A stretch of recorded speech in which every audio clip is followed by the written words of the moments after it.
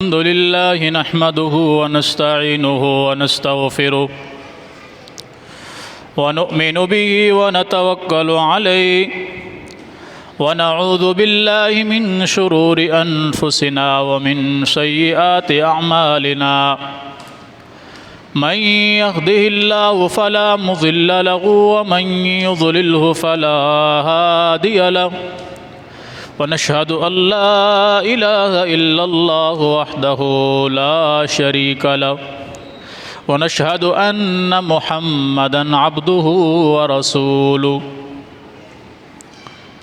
يا أيها الناس اتقوا ربكم الذي خلقكم من نفس واحدة وخلق منها زوجها وبث منهما رجالا كثيرا ونساء واتقوا الله الذي تساءلون به والأرحام إن الله كان عليكم رقيبا يا أيها الذين آمنوا اتقوا الله حق تقاته ولا تموتن إلا وأنتم مسلمون يا أيها الذين آمنوا اتقوا الله وقولوا قولا سديدا يصلح لكم أعمالكم ويغفر لكم ذنوبكم ومن يطع الله ورسوله فقد فاز فوزا عظيما أما بعد فإن خير الحديث كتاب الله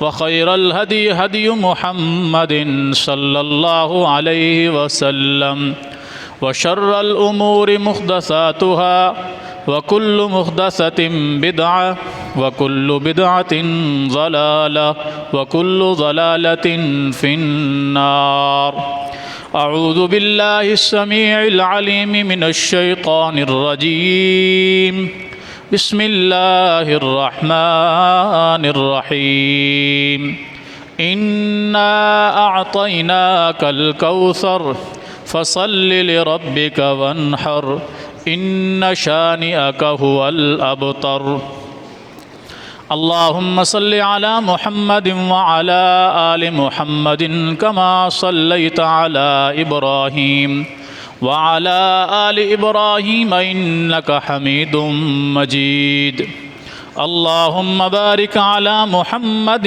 وعلى آل محمد كما باركت على إبراهيم وعلى آل إبراهيم إنك حميد مجيد رب اشرح لي صدري ويسر لي أمري واحلل عقدة من لساني يفقه قولي رب زدني علما اللهم انفعنا بما علمتنا وعلمنا ما ينفعنا وزدنا علما سبحانك لا علم لنا إلا ما علمتنا إنك أنت العليم الحكيم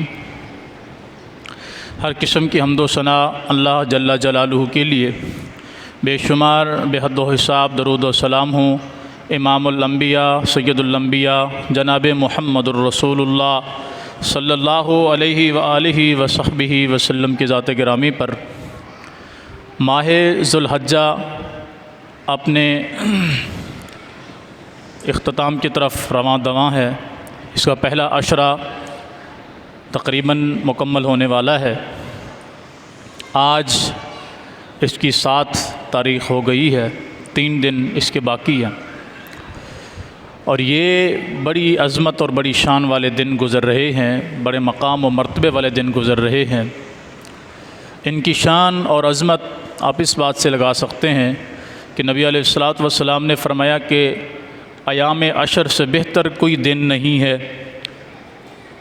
صحابہ نے پوچھا کیا کوئی بندہ جہاد میں جائے تو وہ بھی اس سے بہتر نہیں ہے؟ فرمایا ہاں، وہ بھی اس سے بہتر نہیں ہے، سوائے اس مجاہد کے جو مال اور جان کے ساتھ نکلا اور کچھ بھی واپس نہ لایا، یعنی وہ شہید ہو گیا، مال بھی خرچ کیا، جان بھی خرچ کی، وہ اس عظمت سے آگے بڑھ گیا، ورنہ جو غازی بن کے لوٹا اس کو اس کا مقام و مرتبہ تو ملے گا، لیکن ان ایام کا مقابلہ وہ نہیں کر سکتا۔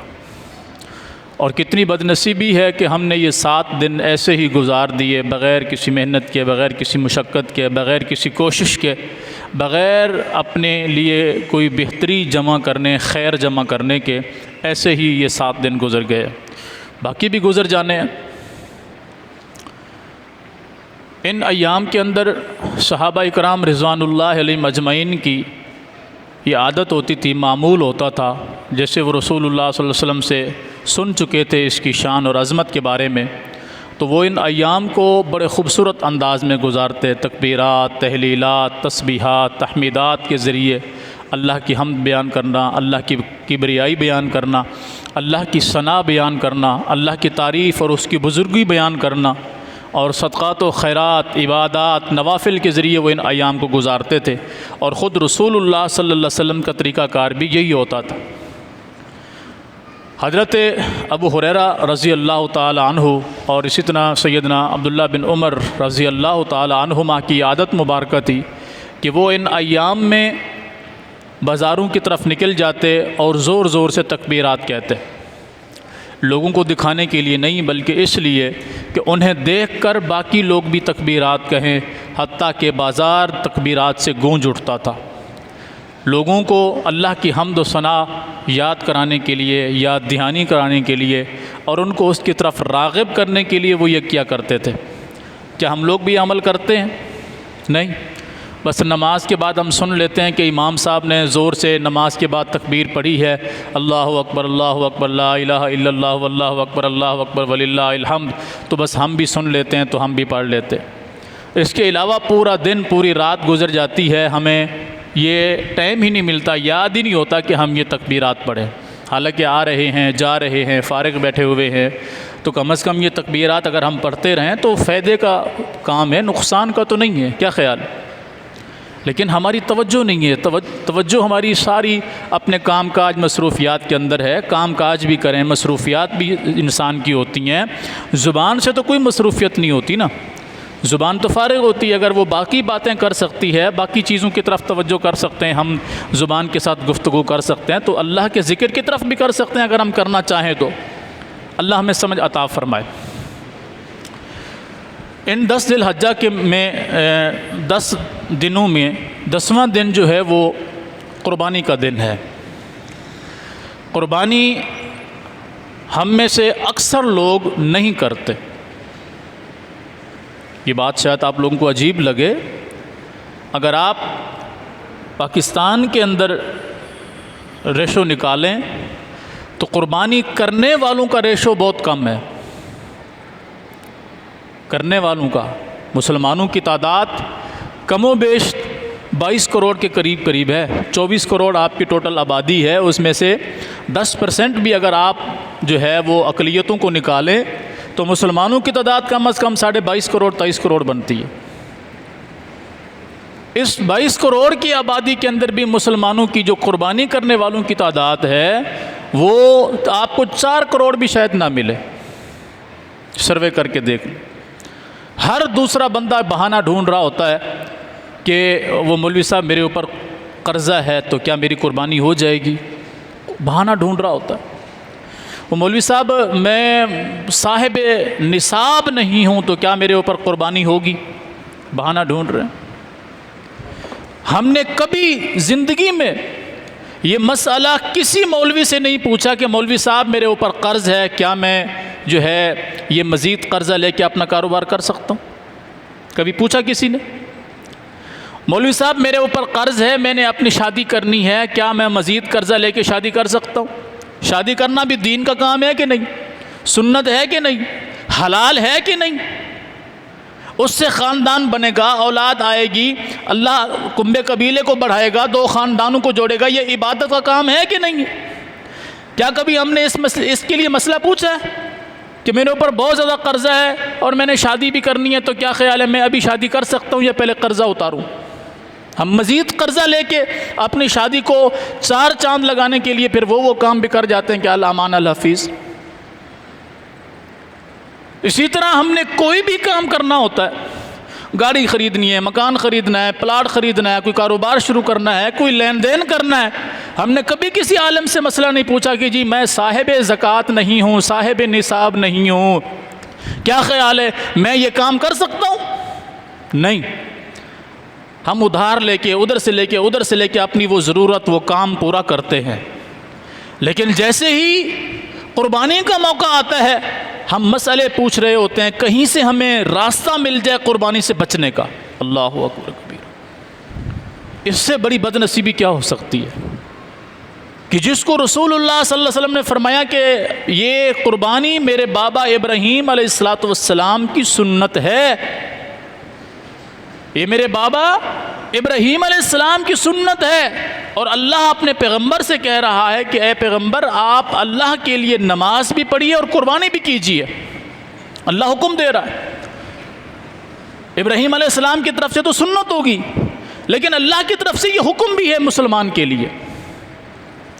ہم اس میں بہانہ ڈھونڈ رہے ہوتے ہیں کہ کوئی چور راستہ مل جائے، پھر مولوی صاحبان نے فتوے چھاپے ہوتے ہیں، کسی کے پاس کم از کم 1.5 تولہ سونا ہونا چاہیے، یا کسی کے پاس کم از کم 52.5 تولے چاندی کی قیمت کے برابر اس کے پاس قیمت ہونی چاہیے تو وہ قربانی کر سکتا ہے، اس کے علاوہ کسی پر قربانی نہیں ہے۔ رب اکبر کی قسم ہے، یہ قرآن کریم میرے ہاتھ میں ہے، کوئی مائی کا لال قرآن کریم کی کوئی ایک آیت یا رسول اللہ صلی اللہ علیہ وسلم کی کوئی ایک حدیث دکھا دے جس میں اللہ کے رسول صلی اللہ علیہ وسلم نے یہ نصاب بیان کیا ہو۔ منہ مانگا انعام، مجھے اپنے آپ کو بیچنا پڑا، بیچ کر میں اس کو انعام دوں گا۔ اگر کوئی مئی کا لال ایک مسئلہ قرآن سے یا سنت سے دکھا دے کہ رسول اللہ صلی اللہ علیہ وسلم نے قربانی کے لیے کوئی نصاب مقرر کیا ہو، چیلنج ہے پوری دنیا کے علماء کو، بس جی وہ ہمارے امام صاحب کے نزدیک ایسے ہے، ہمارے امام صاحب کے نزدیک ایسے ہے، ہماری فقہ کے نزدیک ایسے ہے، ہمارے ہاں ایسے ہے، تم جانو پھر تمہارا کام جانے، تمہارے تو معاملے ویسے عجیب و غریب ہے۔ قرآن و سنت سے مسئلہ بتائیے مسلمانوں کو، یہ مسلمان لوگ ہیں، کوئی ہندو یہودی یا عیسائی تمہارے سامنے نہیں رہتے، مسلمان ہیں، ان کو قرآن و سنت سے مسئلہ بتائیے، قرآن و سنت میں یہ مسئلہ ہے۔ قرآن و سنت میں ایسا کوئی نصاب نہیں ہے، یاد رکھیے، کوئی نصاب نہیں۔ آپ بے شمار علماء سے یہ مسئلہ سن چکے ہوں گے کہ رسول اللہ صلی اللہ علیہ وسلم کے گھر کی حالت یہ ہوتی تھی، آپ کی ازواج مطہرات بیان کرتی ہیں 2 مہینے 3 مہینے گزر جاتے تھے، ہمارے گھر میں چولہا نہیں جلتا تھا۔ مطلب کھانے پکانے کو ہمارے پاس کچھ نہیں ہوتا تھا، چولہا کس لیے جلاتے ہیں؟ سالن پکانے کے لیے یا روٹی پکانے کے لیے یا کچھ کھانے کی چیز پکانے کے لیے چولہا جلاتے ہیں نا۔ 2 مہینے 3 مہینے گزر جاتے تھے، ہمارے گھر میں چولہا نہیں جلتا تھا۔ صحابی نے پوچھا اماں جی پھر آپ کیسے گزارا کرتے تھے؟ ام المومنین سیدہ عائشہ صدیقہ طیبہ طاہرہ سلام اللہ علیہا بیان فرماتی ہیں، بیٹے ہم چند کھجوریں کھا لیتے تھے، تھوڑا سا پانی پی لیتے تھے، اللہ کا شکر ادا کرتے تھے، اللہ ہمارے 2 3 مہینے ایسے گزروا دیتا تھا۔ یہ میرے رسول کے گھر کی حالت ہے، یہ رسول اللہ صلی اللہ علیہ وسلم کی ذاتی گھر کی حالت ہے۔ لیکن اللہ کی قسم جب سے پیارے پیغمبر کو نبوت ملی، قربانی کا حکم ملا، کوئی سال ایسا نہیں گزرا جس سال رسول اللہ صلی اللہ علیہ وسلم نے قربانی نہ کی ہو۔ گھر کی حالت کیا ہے؟ 3 مہینے گھر میں کچھ نہیں پک رہا، کھانے کو کچھ نہیں ہے، 3 مہینے گزر رہے ہیں، لیکن قربانی کا موقع آتا رسول اللہ صلی اللہ علیہ وسلم اپنے گھر میں قربانی کیا کرتے تھے۔ کبھی کبھار آپ اپنے گھر میں بڑا جانور بھی قربان کرتے تھے۔ غالباً ام سلمہ رضی اللہ تعالی عنہ بیان فرماتی ہیں رسول اللہ صلی اللہ علیہ وسلم نے ایک گائے قربان کی ہم سب گھر والوں کی طرف سے، ورنہ عموماً آپ کی عادت مبارکہ یہ تھی کہ آپ جو ہے ایک جانور یعنی چھوٹے جانوروں میں سے کوئی بکری کوئی بکرا اس کی نسل میں سے کوئی مل جاتا آپ وہ قربان کرتے تھے، قربانی لازمی کرتے تھے۔ گھر کی حالت کیا ہے؟ 3 مہینے کبھی کھانا نہیں پکتا، لیکن قربانی کا ایک جذبہ تھا، ایک حکم تھا اللہ کا، اس کو ماننا تھا، اللہ اسباب بھی پیدا فرما دیتا تھا۔ ہم اس پیغمبر کے امتی ہو کر یہ واقعات سنتے ہیں تو دل پریشان ہوتا ہے کہ کس حالت میں حضور نے زندگی گزاری ہے، اور یہ واقعات بالکل سچے ہیں، اس میں بھی کوئی شک نہیں ہے۔ اس وقت ہمارا دل تھوڑا سا نرم ہو جاتا ہے کہ یار ہم تو پھر بھی بہتری کی حالت میں ہیں، ہم تو پھر اچھی حالت میں ہیں کہ ہمارے گھر میں ہر روز 2 ٹائم کا کم از کم کھانا پکتا ہے۔ ہم میں سے کوئی ہے جس کے گھر میں کم از کم 2 ٹائم کا کھانا نہ پکتا ہو؟ کوئی ایک مسلمانوں کا گھر دکھائیے جو کہے کہ ہم نے پچھلے 3 دن سے کچھ بھی نہیں کھایا پیا، انشاءاللہ آپ کو نہیں ملے گا۔ ہاں، ان علاقوں میں جو جنگ زدہ علاقے ہیں جیسے غزہ ہے، فلسطین ہے، ایسے علاقوں میں وہ ایک الگ معاملہ ہے۔ خوشحال زندگی بسر کرنے والے مسلمانوں کے اندر، یعنی ہر وہ بندہ جو محنت مزدوری سے بھی اپنی روزی کماتا ہے، وہ کم از کم یہ دعویٰ نہیں کر سکتا کہ میرے گھر میں 2 وقت کا کھانا نہیں پکا۔ میرے پیغمبر کے گھر میں 3 مہینے کھانا نہیں پک رہا، آپ پھر بھی قربانی نہیں چھوڑ رہے۔ میں اور میرے گھر والے 3 ٹائم کا کھانا پیٹ بھر کے کھاتے ہیں، قربانی کا موقع آتا ہے تو ہم چور راستہ ڈھونڈتے ہیں کہ قربانی سے بچنے کا کوئی راستہ مل جائے۔ اس سے بڑی بدنصیبی ہو سکتی ہے؟ جو انسان اللہ کی راہ میں جانور کا خون نہیں بہا پا رہا، بہانہ ڈھونڈ رہا ہے، چور راستہ ڈھونڈ رہا ہے بچنے کا کہ مجھے قربانی نہ کرنی پڑے، اگر اس سے اسلام کبھی تقاضا کرے کہ تم اپنی جان اللہ کی راہ میں خرچ کرو، ایمانداری سے بتائیے یہ اپنا بال بھی اللہ کی راہ میں قربان کرنے کو تیار ہوگا؟ کبھی نہیں۔ جس نے ساری زندگی چور راستے ڈھونڈے قربانی سے بچنے کے لیے، مسئلہ ڈھونڈا قربانی سے بچنے کے لیے۔ ہم میں سے ہر گھر کے اندر خوشی بھی آتی ہے، غمی بھی آتی ہے، ہماری خوشی کے لیے بھی کوئی نہ کوئی سبب نکل آتا ہے، غمی سے بچنے کے لیے بھی کوئی نہ کوئی سبب بندوبست ہو جاتا ہے، لیکن جب قربانی کا موقع آتا ہے ہم بہانے ڈھونڈ رہے ہوتے ہیں۔ پھر مولوی صاحبان بھی فقہ کے کندھے کے اوپر یا امام صاحب کے کندھے کے اوپر رکھ کے بندوق چلا دیتے ہیں، ہاں تم صاحب زکوٰۃ نہیں ہو، صاحب نصاب نہیں ہو، لہٰذا تم پر قربانی نہیں ہے۔ کیوں؟ کیونکہ اس مولوی صاحب نے کبھی قربانی نہیں کی ہوتی، وہ ساری زندگی لوگوں کو ٹکڑوں پہ پلنے والا ہوتا ہے، جس نے خود کبھی قربانی نہیں کی ہے وہ بھلا آپ کو کیا مسئلہ بتائے گا کہ ہاں قربانی کرو؟ وہ خود لوگوں کے چندوں پہ، لوگوں کے صدقات و زکوٰۃ پہ پلنے والا ہوگا، وہ آپ کو کیا مسئلہ بتائے گا کہ ہاں آپ قربانی کرو؟ وہ پھر امام صاحب کے کندھے پہ، فقہ کے کندھے پہ، کسی اور کے کندھے پہ بندوق رکھ کے چلا دے گا، بولے گا ہاں آپ صاحب زکوٰۃ نہیں ہو، آپ پہ قربانی نہیں ہے۔ میں نے بتایا رسول اللہ صلی اللہ علیہ وسلم کے گھر میں 3 مہینے آگ نہیں جل رہی، کھانے پکانے کو کچھ نہیں ہے، آپ قربانی نہیں چھوڑ رہے، ہمارے ہر کام ہو جاتے ہیں، ہم پھر بھی قربانی نہیں کرتے۔ ہم میں سے کسی کے بچے یا بچی کی شادی ہو، ہم ادھر ادھر سے کر آ کے وہ جھام تھام کرتے ہیں کہ اللہ کی پناہ قربانی کے موقع پر 10-15 ہزار 20 ہزار ہمارے پاس پورے سال میں جمع نہیں ہوتے۔ پورے سال میں ہم ہر روز بھی اگر 100 200 400 جمع کرتے رہیں تو انشاءاللہ سال بعد ہمارے پاس اتنی رقم جمع ضرور ہو جائے گی کہ ہم قربانی کر سکتے ہیں، اگر ہماری نیت ہو خالص تو۔ جیسی نیت ہوتی ہے ویسی مراد ملتی ہے۔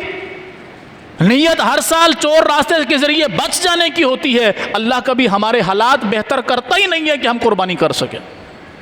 ہاں کوئی اور معاملہ ہو، کوئی لین دین ہو، کوئی خوشی غمی ہو، دیکھو ہم اللہ تھللے کیسے کرتے ہیں، تو قربانی کیجئے۔ تو ابھی بھی آج کا دن ملا کے 4 دن باقی ہیں، پیر کو قربانی ہے، پھر پیر کو نہیں ہے، منگل کو بھی ہے، بدھ کو بھی ہے، جمعرات کو بھی ہے، 4 دن قربانی ہوتی ہے۔ 4 دن 10 ذی الحجہ کے بعد 3 دن ایام تشریق کے، تو پورا ہفتہ بنتا ہے تقریباً۔ کیا اس پورے ہفتے میں ہمارے پاس اتنی گنجائش نہیں ہو سکتی کہ ہم جو ہے قربانی کے لیے بندوبست کر سکیں؟ چور راستہ ڈھونڈ مل گیا، مولوی صاحب نے کہہ دیا کہ تمہاری قربانی تمہارے اوپر نہیں ہے، تم بری ہو، اللہ کے ہاں تم کوئی جواب دہ نہیں ہو۔ میرے رب کی قسم قیامت کے دن اللہ اس مولوی کو بھی کٹہرے میں کھڑا کرے گا، مجھے اور آپ کو بھی، جو ہم چور راستہ ڈھونڈ رہے ہیں، اور پوچھے گا اللہ تمہاری زندگی کے سارے معاملات حل ہو سکتے تھے. جب میرے پیغمبر کی باری آئی حکم ماننے کی، میں رب کے حکم کی باری ماننے کی آئی، تو اس وقت تم لوگ چور راستے ڈھونڈتے رہے. تو اپنے ذہن سے نکال لیجئے، اللہ کی قسم آپ کوشش کیجئے، قربانی کیجئے، اللہ کی قسم آپ کے گھر میں خوشحالی نہ آئے. آپ کہنا کہ آپ نے غلط بیانی کی منبر رسول پہ کھڑے ہو کر. صدق دل سے، سچے دل سے آپ کوشش کیجئے، اللہ راستے بھی بنا دے گا، اسباب بھی مہیا کر دے گا، گھر میں خوشحالی بھی آئے گی. مجھے بتائیں، میں انتظار میں رہوں اس بات میں کہ مجھے کہیں سے گوشت آ جائے میرے گھر میں، آج عید کا دن ہے میں بھی گوشت کھا لوں، میرے بچے بھی گوشت کھا لیں، یہ میرے لیے اچھا ہے؟ یا یہ میرے لیے اچھا ہے کہ میں کوشش کر کے اپنی قربانی کروں، میرے بچے بھی خوش ہوں، اللہ بھی خوش ہو، میرے بچے بھی کہیں کہ ہم نے قربانی کی ہے اللہ کے فضل سے. میں اپنے گھر سے لوگوں کو فائدہ پہنچانے والا بنوں، یہ میرے لیے باعث خوشی ہوگا، یا میں اس انتظار میں رہوں کہ لوگ میرے گھر میں عید کا گوشت پہنچائیں؟ ایمانداری سے بتائیے. بچے معصوم شکل میں دیکھ رہے ہوتے ہیں، بابا ابھی تک کہیں سے کوئی گوشت نہیں آیا، کیا اس دفعہ ہمیں قربانی کا گوشت نہیں ملے گا؟ وہ بابا، اس کو پتا ہوتا ہے مولوی صاحب نے بتایا ہوا ہے کہ تمہارے اوپر قربانی نہیں ہے، وہ اپنے آپ کو جھوٹی تسلی دے رہا ہوتا ہے، کہتا ہے میرے اوپر کون سا ہے، اللہ بھی تو میرے حالات دیکھ رہا ہے. کیا اللہ جو میں یہ نہیں دیکھ رہا کہ تمہاری جیب میں 20,000 25,000 30,000 کا موبائل ہے، تمہارے گھر میں یہ موبائل ہے، تمہارے گھر میں کھانے پینے کے لیے گٹکا ماوا حرام کام کرنے کے لیے تمہارے پاس پیسے موجود ہیں، صرف اللہ کے لیے قربانی کرنے کے پیسے موجود نہیں ہیں؟ کیا اللہ تمہارے اس حالت کو نہیں جانتا؟ مولوی صاحب سے مسئلہ پوچھ کے تو بچ گئے، اپنے ضمیر سے پوچھئے کہ آپ کا ضمیر آپ کو شرمندہ نہیں کر رہا؟ صرف کیا ہے، پھر ہم کہتے ہیں جی حالات کیا کرے جی، قاری صاحب آپ کو کیا پتا، دن بدن ہمارے حالات بگڑتے جا رہے ہیں. بھئی آپ کو کس نے کہا آپ اپنی شہرت کرو کہ بڑا جانور لاؤ، یہ کرو وہ کرو، اس کو محلے میں گھماؤ پھراؤ، میں 50,000 کا بکرا لایا ہوں، میں 2 لاکھ کا بکرا لایا ہوں، میں 20 لاکھ کا جانور لایا ہوں، یہ کرو؟ کس نے کہا آپ کو؟ جتنی آپ کی استطاعت ہے آپ اتنا کیجیے. 18,000 15,000 20,000 میں حصہ مل رہا ہے، آپ کے پاس پورا جانور خریدنے کی توفیق نہیں ہے، آپ حصہ ڈال لیجیے. رسول اللہ صلی اللہ علیہ وسلم کے زمانے میں صحابہ فرماتے ہیں ہم رسول اللہ صلی اللہ علیہ وسلم کے ساتھ تھے، حدیبیہ کے مقام پہ قربانی کے دن آ گئے، ہم نے اونٹ میں 10 افراد نے شرکت کی اور گائے میں 7 افراد نے شرکت کی. مطلب اونٹ میں 10 بندوں نے شرکت کی، 10 حصے اونٹ کے کیے ہم نے، اور گائے کے ہم نے 7 حصے کیے، 7 افراد اس میں شریک ہوئے. تو ہم کیوں نہیں کر سکتے حصہ؟ صرف کیا ہے، دل بے ایمان ہو چکا ہے، یہ چور راستے ڈھونڈ چکا ہے. اللہ کی قسم، اگر اپنے بچوں کو خوش دیکھنا چاہتے ہیں، اپنے اللہ کو راضی کرنا چاہتے ہیں، تو یہ کام لازمی کیجیے. آج ہو سکتا ہے ہم جمعے کے ٹائم کو تھوڑا آگے لے جائیں. یہ موضوع اس طرح کا ہے کہ پھر 2-3 دن کے بعد قربانی آ جائے گی، تو کوشش کرے اللہ کے لیے. آپ جب جستجو کریں گے اللہ راستہ کھول دے گا. امید ہے کہ تھوڑی بہت بات سمجھ میں آ گئی ہوگی اس کی کتنی اہمیت ہے. اور پھر اپنی قربانی کو صرف اللہ کی رضا کے لیے کیجیے، لوگوں کو دکھانے کے لیے نہیں. آپ اپنا جانور لائے ہیں، جتنے کا بھی لائے ہیں، اللہ قبول کرے. اس کو گلی محلے میں گھما کے لوگوں کے دلوں کو ٹارچر نہ کیجیے کہ آپ اتنے کا لائے ہیں، جتنے کا لائے ہیں اللہ قبول کرے. بس یہ دعا کرے اللہ قبول کرے. لن ینال اللہ لحومها ولا دماؤها ولکن ینالہ التقوی. اللہ فرماتا ہے تمہارے جانور کا گوشت یا تمہارے جانور کا خون ہمیں نہیں ضرورت. تمہارا جانور کتنا بڑا ہے، اس کا کتنا گوشت نکلے گا، اس میں سے خون کتنا بہے گا، ہمیں تمہارے خون کی، تمہارے جانور کے گوشت کی ضرورت نہیں ہے. وَلَٰكِنْ يَنَالُهُ التَّقْوَىٰ مِنْكُمْ. اللہ دیکھنا چاہتا ہے تمہارے اندر میرے لیے خالص پن کتنا تھا، اخلاص کتنا تھا تمہارے دل میں. اگر 20 جانور انسان قربان کر دے، مقصد اللہ کی رضا نہ ہو، لوگوں کو دکھانا ہو کہ یار کتنا بڑا سخی ہے، اس نے اتنے جانور قربان کر دیے، اللہ کی قسم کسی ایک جانور کے ایک بال کا بھی اس کو ثواب نہیں ملنا. اور اگر نیت اللہ کو راضی کرنے کی ہو، آپ پورا جانور بھی ذبح نہیں کر سکے، کسی جانور میں حصہ ڈال دیا، انشاءاللہ اللہ وہ قبول کرے گا۔ ایک اخلاص ہونا چاہیے۔ نمبر 2، مال رزق حلال کا ہونا چاہیے۔ آپ 10 لاکھ کا بھی جانور لائیں، اس کے اندر اگر آپ کا 1 روپیہ بھی حرام کا ہے، اللہ کی قسم وہ 10 لاکھ آپ کا ڈوب جائے گا، کوئی قربانی نہیں ہے۔ جس مال سے قربانی کریں وہ مال بھی حلال کا ہونا چاہیے۔ 2، نمبر 3، انسان مشرک نہیں ہونا چاہیے۔ مشرک نہیں ہونا چاہیے۔ مشرک کا کوئی عمل قبول نہیں ہے، وہ چاہے روزانہ بیت اللہ کے چکر لگائے، سال بعد ہر سال وہ حج کرے، ساری زندگی وہ عمرے کرتا رہے، بے شمار جانور ذبح کرے، کچھ مرضی کرے، اگر وہ اللہ کو خالص نہیں مانتا، اللہ کی قسم اس کا کوئی عمل قابل قبول نہیں ہے۔ توحید شرط ہے عمل کو قبول ہونے کے لیے۔ اور اسی طرح بے نمازی نہیں ہونا چاہیے۔ ہم سال بعد جانور تو لاتے ہیں، وہ فلاں بندے کا جانور دیکھا کتنا بڑا جانور ہے ماشاءاللہ، کبھی اس بندے کو آپ نے اللہ کے سامنے سجدہ کرتے ہوئے دیکھا ہے؟ نہیں دیکھا۔ جو بندہ نماز نہیں پڑھتا، بے نمازی کا کوئی عمل قبول نہیں ہے۔ بے نمازی کو اللہ نے قرآن میں مشرک کہا ہے۔ بے نمازی کو اللہ نے قرآن میں مشرک کہا ہے، اور مشرک کا کوئی عمل قبول نہیں ہے۔ جو دنیا کے کسی مفتی سے مسئلہ پوچھ لو، اس کو کہو ایک بندہ نماز نہیں پڑھتا، اس نے کبھی نماز نہیں پڑھی، کبھی کبھار وہ عید کے دن آ کے نماز پڑھ لیتا ہے، کیا اس بندے کا عمل قبول ہے؟ قربانی قبول ہے؟ اگر وہ گارنٹی دے لکھ کے میرے پاس لائیے گا، اللہ کی قسم میں مسئلہ لکھ کے دوں گا، دنیا کی کسی عدالت میں اس کو چیلنج کر کے دیکھ لینا۔ مذاق بنا لیا ہم نے دین کو۔ پتہ ہے کہ وہ بندہ مسجد کو فنڈ دیتا ہے، مدرسے کو فنڈ دیتا ہے، وہ نماز نہیں پڑھتا، کوئی مسئلہ نہیں ہے، وہ کہتا ہے کہ ٹھیک ہے جی، دیکھو جی اللہ نے قبول کرنا ہے، بندے نے تھوڑی قبول کرنا ہے۔ وہ اللہ نے کچھ اصول بھی رکھے ہیں کہ نہیں رکھے؟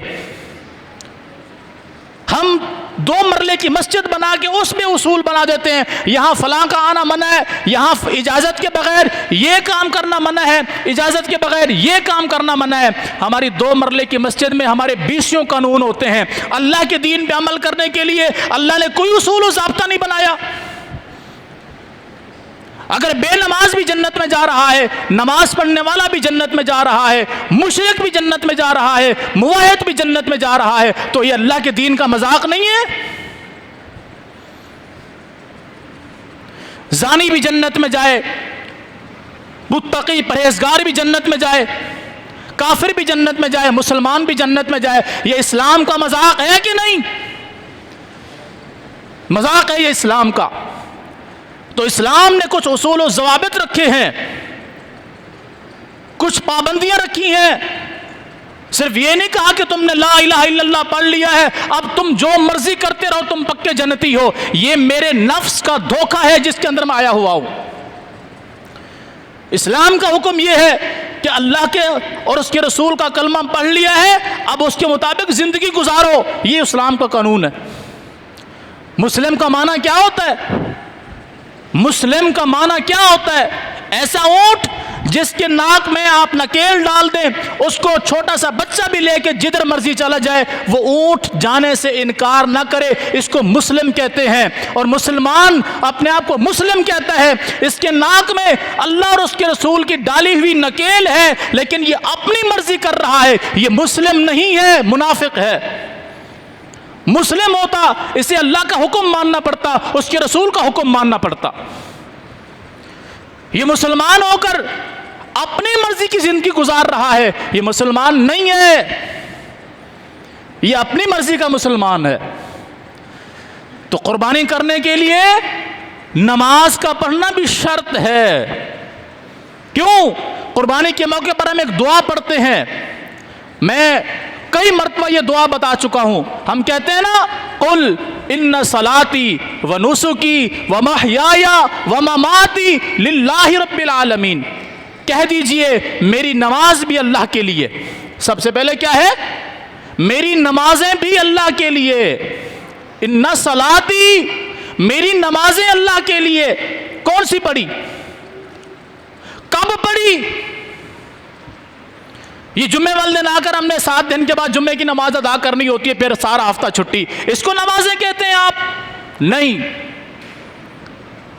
جب میں یہ کہتا ہوں کہ میری نماز اللہ کے لیے، میں نے تو پڑھی نہیں ہے، میں جھوٹ بول رہا ہوں اللہ کے ساتھ یا سچ بول رہا ہوں؟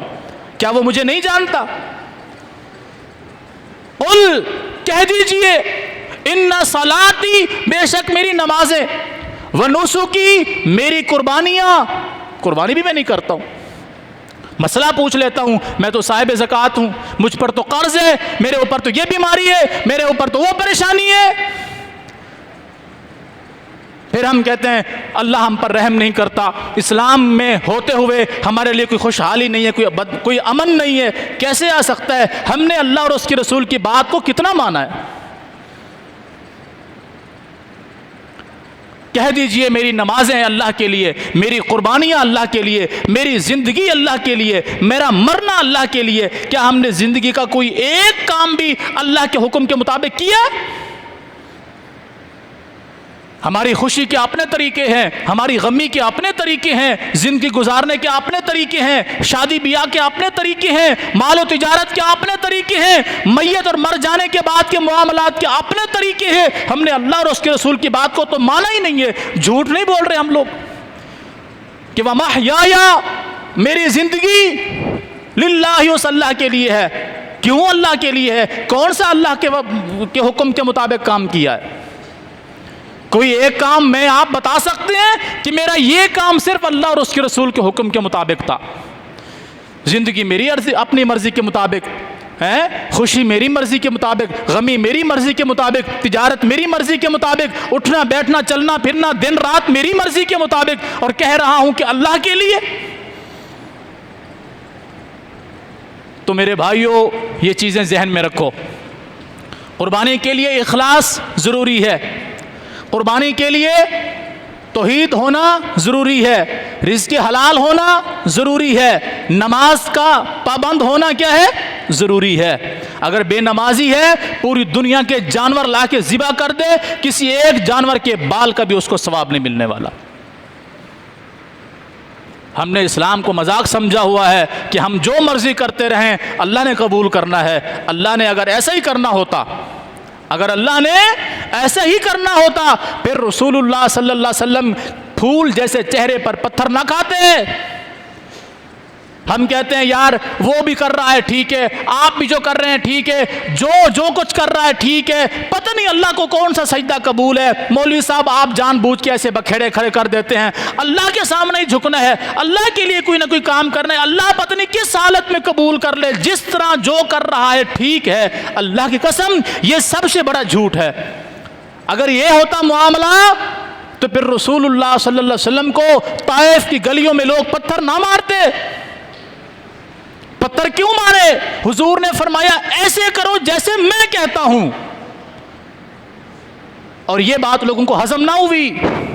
وہ کہتے تھے کہ محمد جیسے تم کرتے ہو وہ بھی ٹھیک ہے، جو ہم کرتے ہیں وہ بھی ٹھیک ہے، تم اپنی مرضی کے مطابق جیو، ہمیں اپنی مرضی کے مطابق جینے دو۔ اسی وجہ سے میرے رسول کو پتھر پڑے۔ حضور نے فرمایا نہیں، جیسے تم گزار رہے ہو زندگی ایسے نہیں گزرے گی، ایسے گزرے گی جیسے میرے رب نے حکم دیا مجھے اور میں تمہیں بتا رہا ہوں۔ ایسے کرو گے تو یہ کام قبول ہے، نہیں کرو گے تو کوئی قبول نہیں ہے۔ اس وجہ سے میرے رسول کو پتھر پڑے، پھول جیسا چہرہ میرے پیغمبر کا زخمی ہوا، موتیوں جیسے چمکنے والے دندان مبارک میرے پیغمبر کے شہید ہوئے، جسم سے خون مبارک نکلا، جوتے مبارک خون سے بھر گئے۔ کس وجہ سے پتھر کھائے؟ کہ اس طرح کرو جس طرح میں کہتا ہوں۔ اگر یہ معاملہ ہوتا نا کہ جی جو جیسے کرتا ہے کرنے دو، اللہ نے قبول کرنا ہے، تو پھر پیغمبر کو بھیجنے کا کوئی مقصد ہی نہیں بنتا۔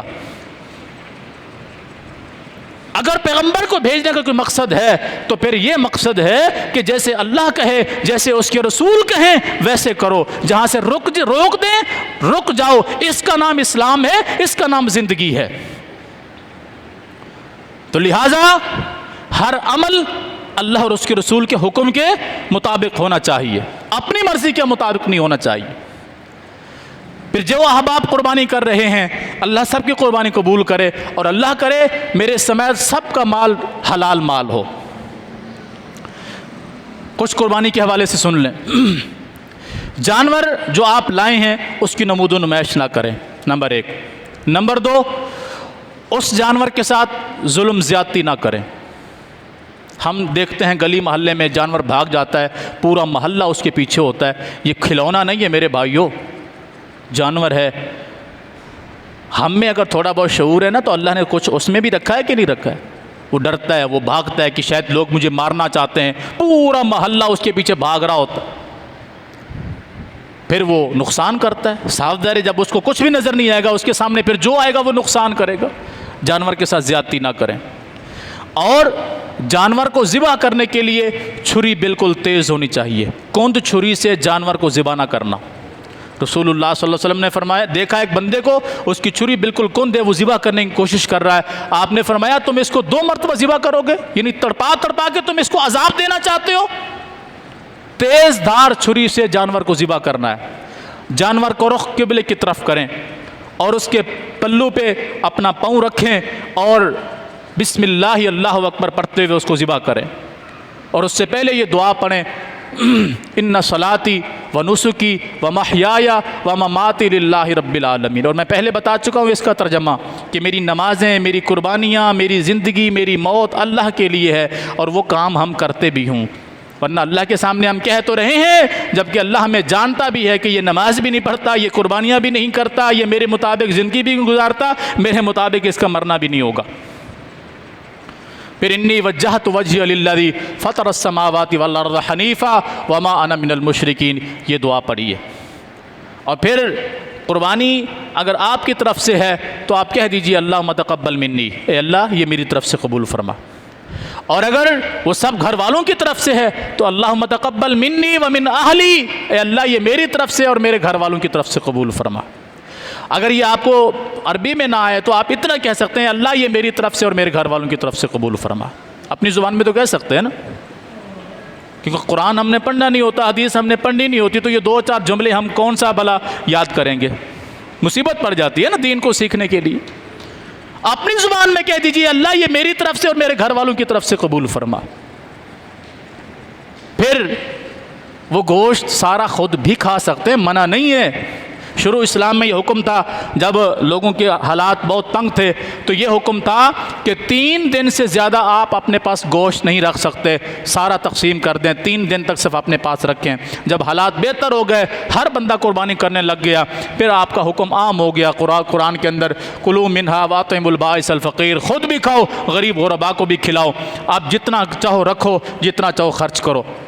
لیکن ہم اگر اللہ ہمیں توفیق دیتا ہے ہم ہر دوسرے دن، 10ویں دن، 15ویں دن گوشت کھا لیتے ہیں، تو اگر یہ قربانی کا گوشت ہم اپنے فریجوں میں جمع نہیں کریں گے، تقسیم کر دیں گے تو اللہ ہمیں اور بھی دے دے گا۔ ان گھروں تک پہنچائیے۔ اول تو ہر مسلمان کو چاہیے وہ قربانی کرے، ہر مسلمان۔ جو پچھلا محلہ بیٹھا ہوا ہے نا، جو دیر سے آیا ہے، کوئی مسئلہ سمجھ میں آیا آپ لوگوں کو؟ میں نے قربانی کے حوالے سے کیا اہمیت بیان کی ہے، کیا خیال ہے؟ اور میرے پیچھے والے بھائی،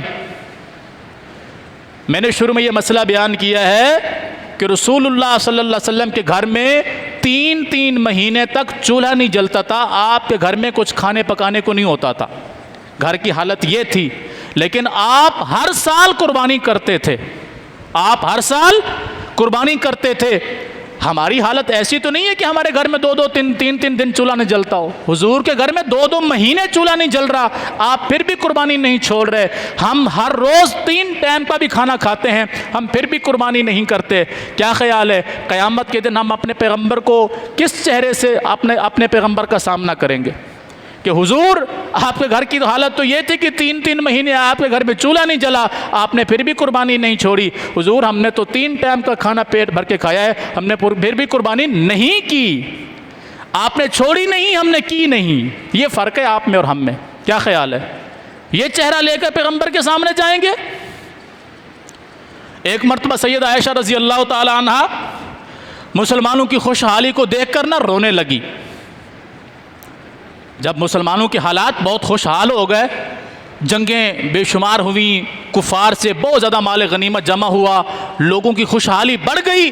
سیدہ عائشہ صدیقہ رضی اللہ تعالیٰ عنہ رونے لگیں۔ کسی نے پوچھا کس چیز نے آپ کو رلا دیا؟ اللہ اکبر کبیرہ۔ کہنے لگیں میں آج لوگوں کی خوشحالی دیکھتی ہوں، لوگوں کی خوشحالی دیکھتی ہوں، اور پھر بھی وہ اللہ کا شکر ادا صحیح طریقے سے نہیں کرتے۔ میں اس وقت کو دیکھ کے رو رہی ہوں کہ میرے پیغمبر نے زندگی بھر کبھی جو کی روٹی بھی پیٹ بھر کر نہیں کھائی۔ گندم مہنگی تھی، جو سستا تھا۔ گندم مہنگی تھی، جو سستے تھے۔ میرے پیغمبر نے زندگی میں کبھی بھی جو کی روٹی بھی پیٹ بھر کر نہیں کھائی، مگر اللہ کے شکر کو نہیں چھوڑا۔ آج میں مسلمانوں کی حالت کو دیکھتی ہوں، ہر چیز ان کے پاس عام تام ہے، پھر بھی اللہ کو شکر ادا نہیں کرتے۔ مجھے اس بات پر رونا آیا ہے۔ یہ مومنوں کی ماں رو رہی ہے۔ ہماری حالت کیا ہے؟ گھر میں اللہ کے فضل سے ہر چیز کچھ نہ کچھ تو موجود ہے کہ نہیں؟ 2 ٹائم کا 3 ٹائم کا ہمارے گھر میں کھانا پکتا ہے، پانی موجود ہوتا ہے، پینے کے لیے پانی موجود ہے، کھانے کے لیے راشن موجود ہے، پھر بھی ہم اللہ کے لیے قربانی نہیں کر رہے، اللہ کا شکر ادا نہیں کر رہے۔ اس سے کوئی بڑی بد نصیبی ہمارے لیے ہو سکتی ہے؟ تو لہٰذا ہر مسلمان کوشش کرے قربانی کرے، ہر مسلمان۔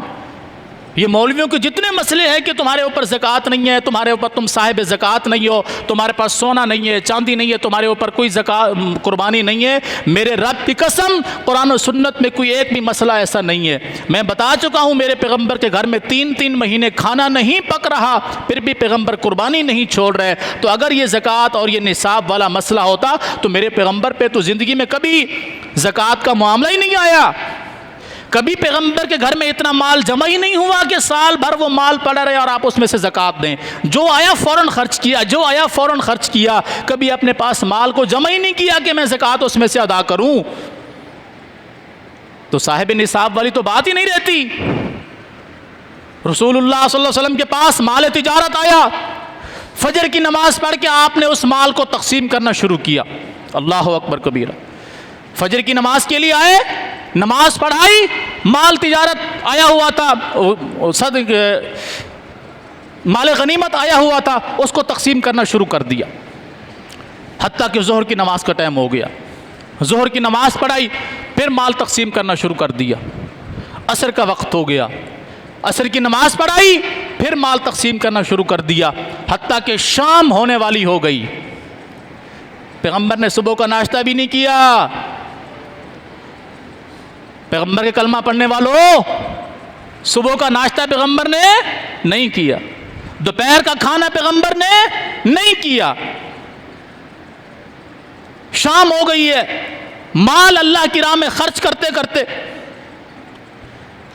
جب شام ہونے والی ہوئی تو پیغمبر کو تھوڑی سی بھوک لگی۔ اللہ اکبر کبیرہ۔ گھر میں پیغام بھیجا، جاؤ پوچھو کچھ کھانے کے لیے ہے؟ نوکر گیا، خادمہ گئی گھر میں کہ حضور کھانا پوچھ رہے ہیں۔ گھر والیوں نے یہ نہیں کہا ہمارے جیسی ہوتی تو، اسے کہو تمہیں بڑا مال خرچ کرنے کا شوق ہے نا، لوگوں کو کھلا رہے ہو، گھر میں کچھ بھیجے؟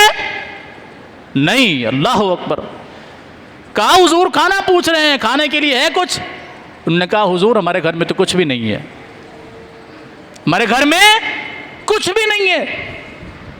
اور ایک روایت میں آتا ہے کہ حضور سالہ مال خرچ کر کے خود گھر میں گئے، گھر سے پوچھا کہ کوئی کھانے کے لیے ہے کچھ تو مجھے دے دو۔ آگے سے جواب آیا حضور گھر میں کچھ بھی نہیں ہے۔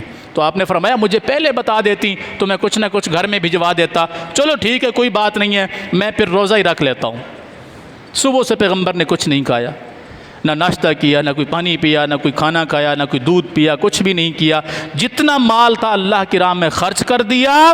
شام کے وقت جب جواب ملا گھر میں کھانے کے لیے کچھ نہیں ہے، پیغمبر نے فرمایا میں روزہ رکھ لیتا ہوں، اور روزہ رکھ لیا۔ مغرب کے ٹائم جو پانی ملا اس کو پی کے روزہ افطار کر لیا۔ یہ پیغمبر کی زندگی تھی۔ پھر بھی پیغمبر نے زندگی میں قربانی نہیں چھوڑی۔ جو چیز میں سمجھانا چاہتا ہوں، ہمارے حالات تو ایسے نہیں ہیں، پھر کیوں بیماری پڑتی ہے ہمیں قربانی کے لیے بچنے کا راستہ ڈھونڈتے ہیں۔ پیغمبر کے گھر میں تو کھانے کے لیے کچھ نہیں ہے، پیغمبر قربانی نہیں چھوڑ رہے، ہمارے پاس تو سب کچھ ہوتا ہے، ہم قربانی نہیں کرتے۔ قربانی کیجئے تاکہ آپ کا دل خوش ہو، آپ کے گھر میں خوشحالی ہو، بچے لوگوں کی راہ نہ تکتے رہیں کہیں سے ہمارے گھر میں گوشت آئے گا، بلکہ آپ لوگوں کے گھروں میں اپنا تحفہ قربانی کا لے کے پہنچیں تاکہ وہ جو ہے اپنی خوشی میں شریک ہو سکیں۔ امید ہے کچھ بات سمجھ میں آ گئی ہوگی، اللہ ہمیں سمجھنے کی توفیق عطا فرمائے۔ 4-5 دن ابھی ہیں، 3 دن 4 دن تو یہ رہ گئے ہیں، 4 دن قربانی کے بعد میں بھی ہوتے ہیں، 10 11 12 13 4 دن قربانی ہوتی ہے، اس پہ بھی انشاءاللہ ہم تفصیل سے بات کریں گے۔ تو لہٰذا اتنے دن ہیں، کوشش کریں جہاں ہم اپنی ضرورت کے لیے قرضہ لے کر اپنے مسئلے کو حل کر سکتے ہیں، وہاں آپ قرضہ لے کر قربانی کر سکتے ہیں، قرضہ لے کر قربانی کر سکتے ہیں۔ جب ہم اپنی ضرورت کے لیے لیا ہوا قرضہ واپس کر سکتے ہیں تو یہ قربانی کے لیے لیا ہوا قرضہ بھی واپس کر سکتے ہیں۔